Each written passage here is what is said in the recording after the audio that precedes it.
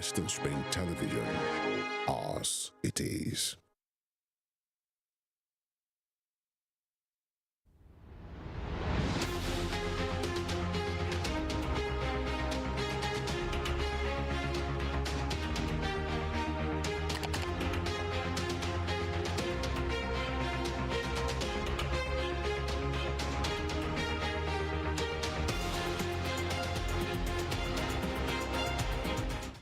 Good evening and welcome to Spring Global on Western Spring Television. Now the headline. United States basketball player Brittany Griner returns home following prisoner swap with Russia. Japan, Britain and Italy to jointly develop next-generation fighter jet. Roads in many parts of South African city of Johannesburg flooded after heavy rain. My name is Tunde Ido. 10 months after she left the United States to play basketball in Russia, WNBA star Brittany Griner has landed in her home state of Texas. Griner was jailed for carrying cannabis oil at a Moscow airport in February and was exchanged for Russian arms dealer Viktor Bout yesterday. President Joe Biden said Griner was in good spirits and needed time and space to recover. She was flown to San Antonio near her hometown of Houston, where she will be offered medical care after her time in a Russian penal colony. Her wife, Kelly Griner, who attended Mr. Biden's announcement at the White House yesterday, was expected to meet her there.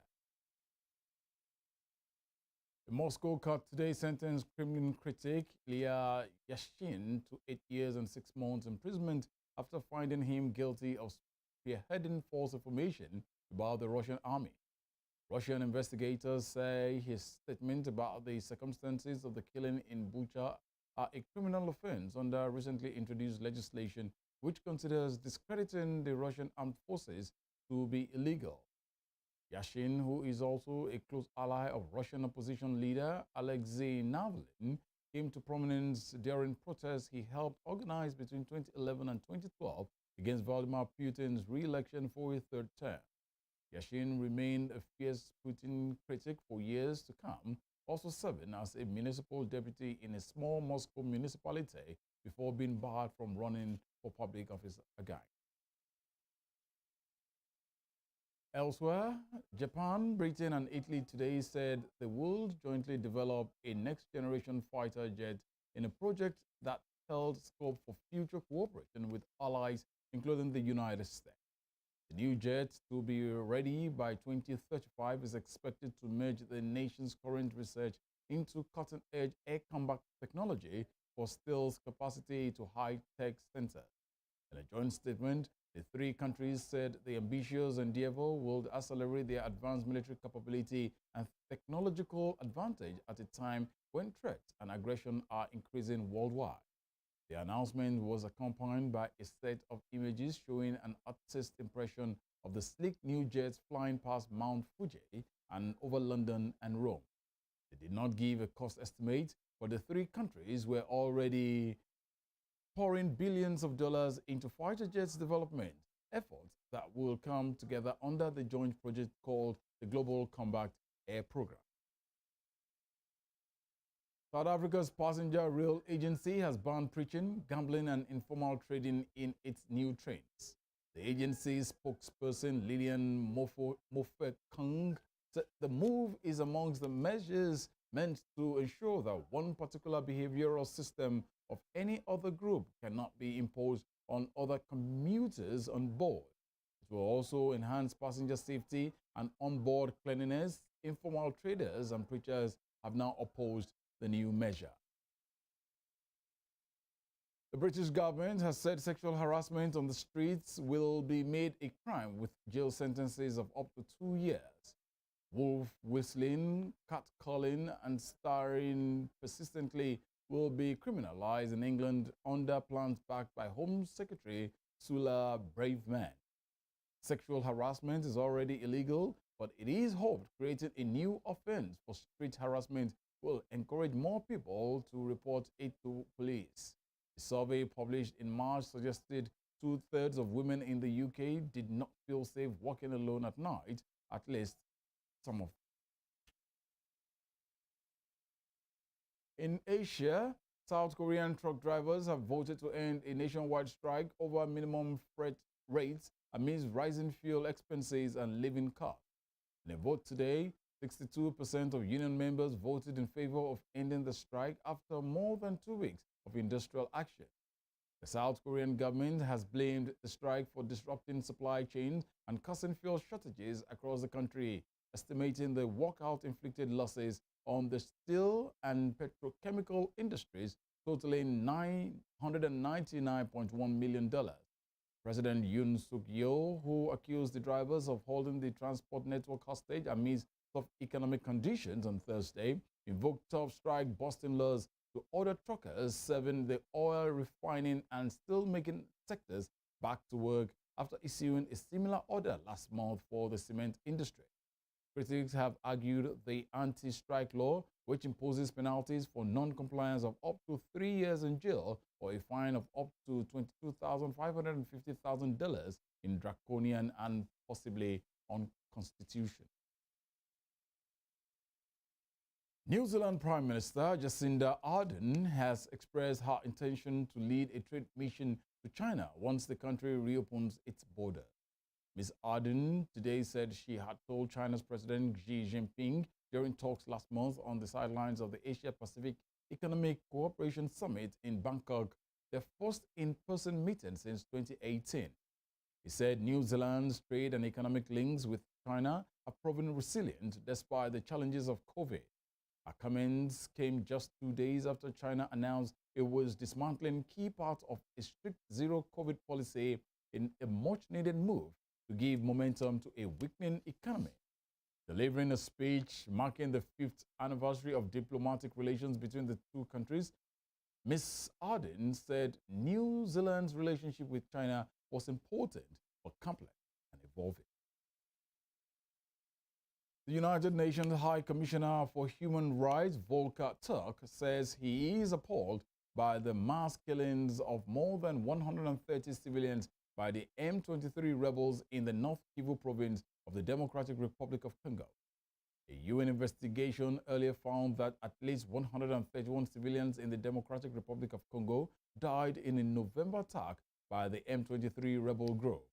The UN report said the massacre took place in two villages, Kishishi and Bambo, in the Rutshuru district of the eastern North Kivu province.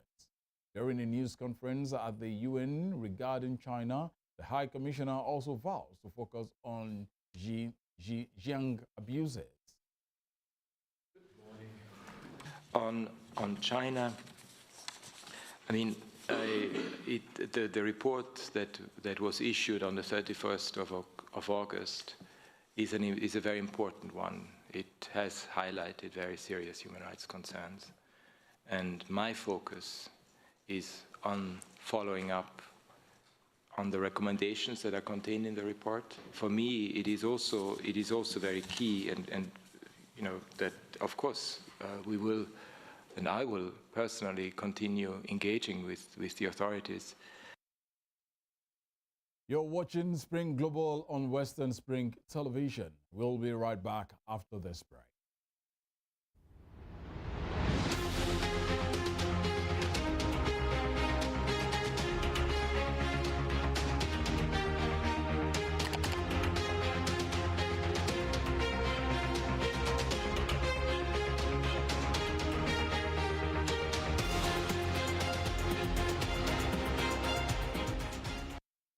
How would you like a TV station that breaks the barriers of your TV screen? A TV station that brings infotainment to your forefront, breaking the conceptual fourth wall. Giving you television that is personal to you and your everyday life. Indigenous broadcasting for every man, cutting across the shackles of age, class, and language. With the best of equipment in digitized broadcasting. At Western Spring Television, your television experience has never been this magical. We'll bring you the best in news and programs, breaking news to you as it drops from where it drops. talk shows that keep you glued to your seats, sports programs not void of in-depth analysis, entertainment programs cutting across all ages, political analysis with all its accompanying controversies, social responsibility because we care. Western Nigeria gave us our first feel of television. Western Spring Television is taking us to the next level.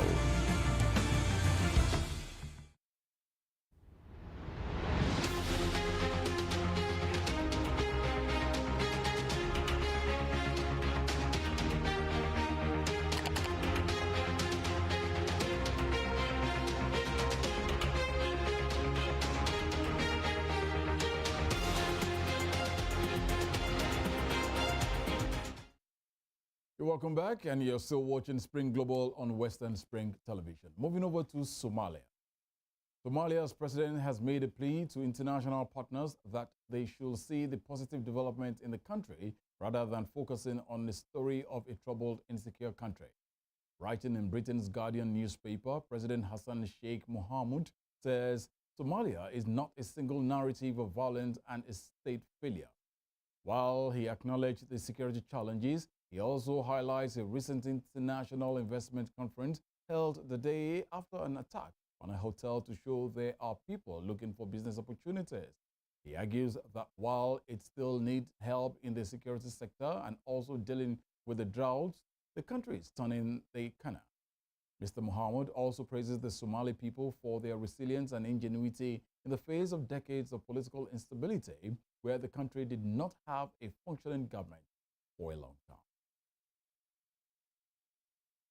Roads in many parts of the South African city of Johannesburg have been flooded after heavy rains this morning.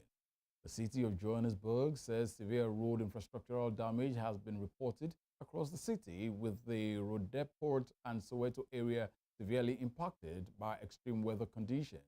The city said its roads agency had been overwhelmed with calls amidst damage to key roads infrastructure, including bridges. The city's authority has listed some of the areas that people should avoid for their own safety until the flooding water subsides. Local media report that train services were disrupted and there were power outages in some areas in the city in the aftermath of the storm. In the meantime, 9 miners died in a coal mine explosion in Indonesia's West Sumatra province today, and rescue workers were still searching for one missing miner after rescuing 2 others. The blast caused by noxious gases, including methane, occurred in a mine in Swalito district, which is owned by a private company, while the 12 miners were entering the pit. Rescuers were using blowers and exhaust fans to remove air from the mine to make it safe to enter the area. Videos distributed by the National Search and Rescue Agency showed rescuers carrying victims out of stretchers and giving them oxygen from tanks. Other footage showed yellow body bags being carried out from the pits. And moving to Europe, a huge fire has ripped through a major shopping complex on the edge of Moscow, killing at least 1 person. Arson is being investigated as a possible cause of the fire, but an electrical fault is thought to be a more likely trigger. The mall had housed major Western retail outlets until they pulled out after February's invasion of Ukraine. Firefighters said at least 1 explosion caused the structure to start collapsing. Russia's investigative committee has opened a criminal case into the incident, with losses from the fire estimated at $320 million and $480 million. French energy group Total Energies today said it was withdrawing from the board of Russian gas giant Novatek and taking a $3.7 billion hit in the wake of sanctions against Moscow. While other Western oil and gas majors have exited Russia following Moscow's invasion of Ukraine, Total Energies has come under criticism as it has maintained most of its investment in the country. The French company said in a statement that it cannot sell its stake in the Russian gas firm, as it is forbidden for Total Energies to sell any assets to one of Novatek's main shareholders who is under sanction.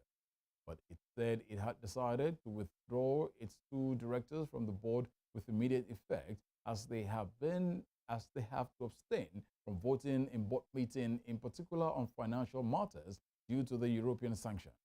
The company said in the statement that it had gradually started to withdraw from its Russian assets while ensuring that it continues to supply gas to Europe. Managing Director of the International Monetary Fund, Kristalina Georgieva, has praised China's decisive move away from its hardline zero-COVID policy. She said this at a news conference while she was briefing with head of other major economic institutions in the eastern city. Its approach to corona, Beijing on Wednesday announced a loosening of its zero-tolerance approach to coronavirus outbreaks, ending large-scale lockdowns and allowing some positive cases to isolate at home following widespread protests against the restrictions.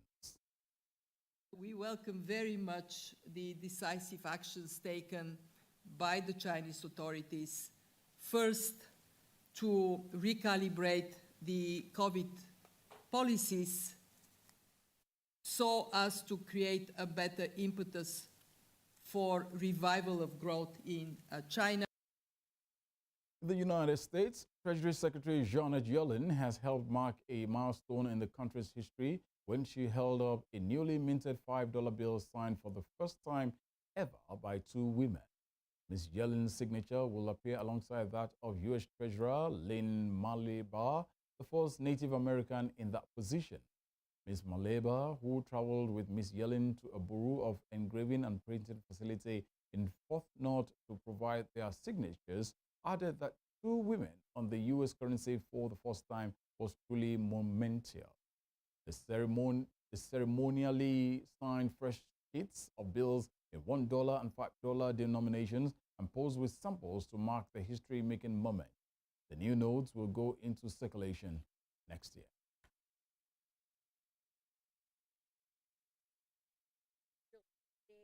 It's not about me or Lynn, new signatures on our currency.